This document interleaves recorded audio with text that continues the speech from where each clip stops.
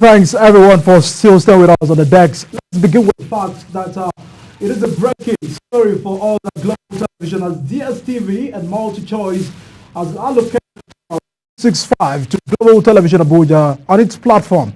In a letter to the managing director, Dr. Ibrahim Bayu, signed by DSTV MultiChoice and third-party channel, says the channel is allocated after due consideration of technical and content capability of the television station. It says subscribers of DSTV will now be watching Global TV on the MultiChoice platforms, which will be launched later this month. We'll be diving into these big news for us here at Global Televisions, and also the impact generally of the broadcast station like Global TV will be adding to the value, in the country Nigeria and the world in general. I'm being joined by Ibrahim Lawal, who of course is a broadcast journalist and a media consultant. Joins us live here on the program to add voice to the conversation. Good evening and welcome to the show. Yes, thank you very much. Thanks, the pleasure to have you. Thank you for having me. Yes. It's a big story. I mean, also a big news for us. Quite a good number of many stations could not really have to get here. But for us in Global Television, just 1 year, the spotlight, we are able to have a location DSTV. It means that Nigeria's media is also in the spotlight of also trying to see what content they could disseminate, not just for Nigeria, Africa as a region, and the world in general. Do you feel that this is also a welcome development in light of the above? Yes. Thank you once again. Should I applaud? It's a good step. It will not be out of place. Yes, going forward. And the broadcast media is a very big place, and enough space for everybody, especially when we talk about digital. Everybody's going digital. Before now, it used to be analog equipment. No, sorry, analog transmitter, and then digital equipment. Before it was analog, then digital equipment, analog transmitter, which still makes most of the pictures to be not so good. But with the advent of DSTV 25, maybe more years back, a lot more worth watching. Forget the fact that there has been recent issues as regards the increase in the tariff, and what have you, subscription fees. When they said you joined the bandwagon. So Global TV, like the name implies now, has joined the bandwagon, which means I can clearly receive your signals on DSTV with my DSTV, recorder. And I know that you're also on the StarTimes, which is affiliated to the Nigerian Television Authority.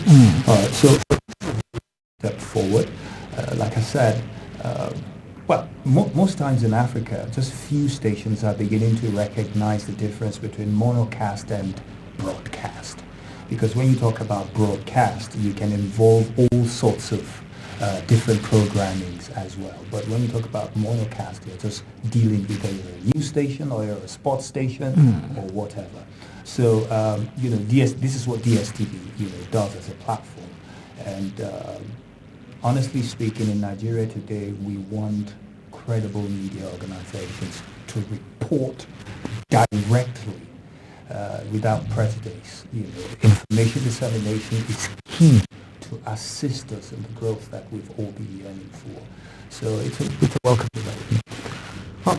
When you're speaking, my mind gets to the fact that content is also of major importance to what we're exporting to the world, because you understand the audience is quite becoming large enough. And the fact that sometimes the media is still struggling with information gathering, access to information, even when we have AFO acts and all of those in place. To you, talk about press freedom in general. I mean, of recent we've also celebrated the freedom of press, which is also what we should pay attention to. If the press are not free, if the press does not have access to this information, both by government or those who are responsible for any information to the public, it also sometimes undermines the process. But we'll go on a break, and once we return, we'll still discuss on the issue. Do stay with us.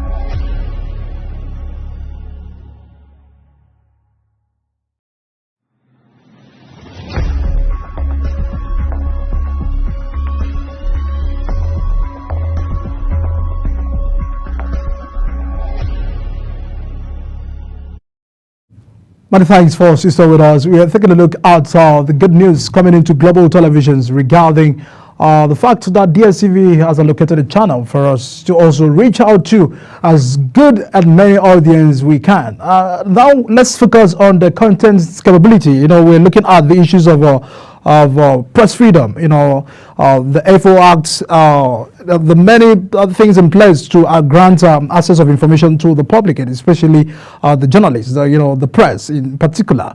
Do you think that Nigeria have transformed from that level of freedom and totality of press to where we should really rely on? Because when you look at what is happening in the other climb, we have good access to information where everything happens to be transparent, but we're still battling with that. Look at this issue and also look at the fact that there's a need for us to be able to strike a balance irrespective to this. Yes, I think, to be sincere, we're trying to be as professional as we can be. When I sit and look at the television and watch a program, like you rightly said, content is king. And I think that is what is actually lacking in our media organizations, content. Because sometimes I sit down as a consultant and I look at content and I see it is just a change of studio set. That's the background, the backdrop, but everything is similar. You have similar interviews, concept, but just a different presenter on a different day with a different mood swings and what have you. Now, when you talk about relating content to press freedom, I'd say yes, to a large extent, Nigeria is amongst those countries that can actually voice whatever it is. And don't forget we have social media. That's the spoiler, where you have everybody hammering whatever they feel like. But when you talk about conventional television, that's of course the mainstream media. There are certain things because it has a regulatory body. And then you see in Nigeria, we fail to understand that it is not just to have that press freedom. It is for us to do what we call developmental journalism. When we developmental journalism, we have to look at Nigeria as a whole as a case study. What is the media doing to assist Nigeria to grow? It is not just us coming and saying the government has done this or report disasters and what have you. It is also building on the successes, the good stories that we have in this country. Are we doing that? To a large extent, no. We just see ourselves usually negative. And Nigeria cannot really pull through. We're not saying in media you have to broadcast everything, but where is our strength lying? Propaganda and all sorts of news that would probably make your station look like, formidable. This, to me, is not a good target. The target should be what is that information we're disseminating out there that would even make people realize that there are potentials in this country. There are things that we could do. Our youth, their attention span is very limited, and you need to carry them along. And how do you do that? By researching into programs that they really feel they can, subscribe to. And then you get your audience. But when you stick to just, the usual thing, okay, 20 people died in so-so place, but you see, like what we have in global TV, I've just, relatively new station, I've just gone through one or two things, some of your jingles, some of your news items and what have you, and there's a balance. In fact, when I heard global, that's why I came, because I had gone through a little about, your content and what have you, and I liked what I saw.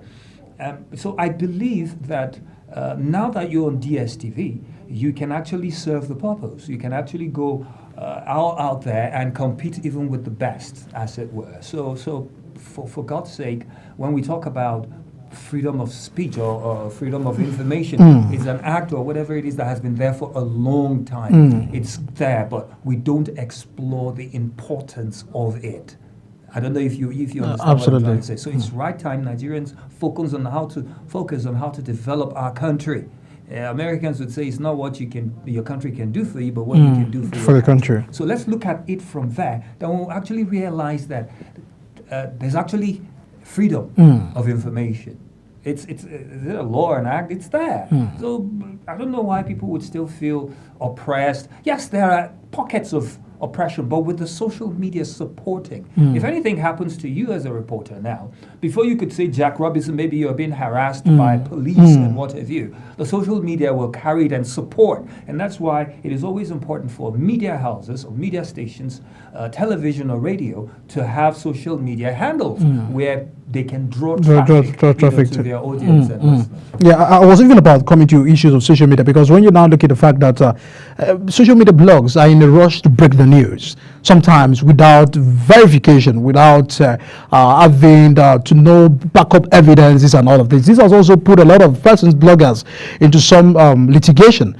So how can we begin to strike a balance? Because as you said, yes, it is good, it's appreciated that we're having social media operating, but the area where we are having there many handlers of the social media account so much in a rush to break the news, sometimes without some verification. Recently, we had Olu Jacob, one of the Nollywood actor, was spotlighted that he's dead on Sunday earlier the week. So this also caused the family members to bring out footage of some video of the man. This is also a concern, because sometimes a lot of people have been pushed to depression because of having wrong information and perception. How can do we begin to strike a balance with the emergence of social media and the mainstream media? Oh, well, we in order not to drift too much into social media, like you rightly said, they said media can make or mar. If you remember what happened in Rwanda, the genocide and what have you, was kick-started by a mere conversation, a radio television program that actually, did that. So when you talk about social media problems, they're enormous and very numerous, and that is because it is not regulated. You cannot compare it to mainstream media, where NBC will clamp down on you if you carry any, unverified item. And to be sincere, if the government can come together and create a pool of social media influencers, all right, we don't have a designated censor body. Social media is not under NBC. So, but if the government can come together and create a pool of social media influencers, which means if you're a social media influencer and you've gotten to a particular point in terms of viewership, likes and dislikes and what have you, you would have to register or belong to a particular group where week in, week out, we talk to ourselves. We try to caution, because we have at the back of our mind that these informations we're disseminating outside there, unverified, can cause mishap. That is the mar part of it. Then we should focus more on the make part of it. If you're disseminating information and you want to tell us that a trailer load with fuel had an accident somewhere, you should be cautious about it and try to verify whether it is even true or not. And when you get there, you should be professional about what you're actually putting out there. Don't come and bring very gory pictures and videos just to get likes. Just to get likes. And please, today with the social media and the media, even the mainstream media, there's nothing like I am the first to break the news. You understand what I'm trying to say? You could break the news and I can come from a different angle that will make my news more worthy than the person who broke the news. I don't know if you understand what I'm trying to say. So in order to stem that hazardous act that has become part of social media, because everybody has access to social media, a phone, a mobile phone is enough for you to wreak havoc wherever it is you want, to do it. So if you are an influencer and you have a particular number of people who view your status and what have you, belong to a particular group, all right? The government can do this, starting from somewhere to get to somewhere. All right, so it's simply about getting it right, not really getting it done first. We will be focusing more right there to also see what role Global TV and the content we are bringing about to make a difference in the mainstream media. But finally, let's look at issues of distributions, because as we all understand, quite, very broad when it has to do with the aspect of broadcasting. So the angles of distributions of Global TV is coming out unique, and the fact that the content will be very pleasant to the many audience we are looking up to on DSTV. But let's go on a break right now, and once we return, we'll have a final focus on that, and that's where we'll wrap it up on the decks. Do stay with us.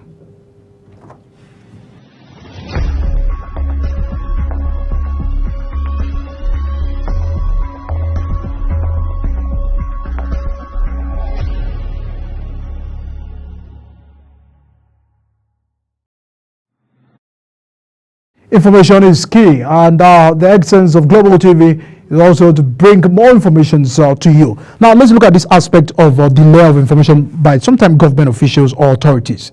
This also creates room for the bloggers and also social media to start coming out to their own side of story. Do you feel that there's a negligence somewhere where they sometimes withheld information or delay information which are urgent, which are demanding, compared to what the social media and the pressure coming out from the social media to break the news, and of course the need for them to start releasing information timely? Well, if you're not part of government, if you're not in the corridors of power, you wouldn't have an exact idea why they delay information. And like they always say, even in the law, that delayed judgment is judgment denied. So why they may have their reasons for delaying, especially very important messages.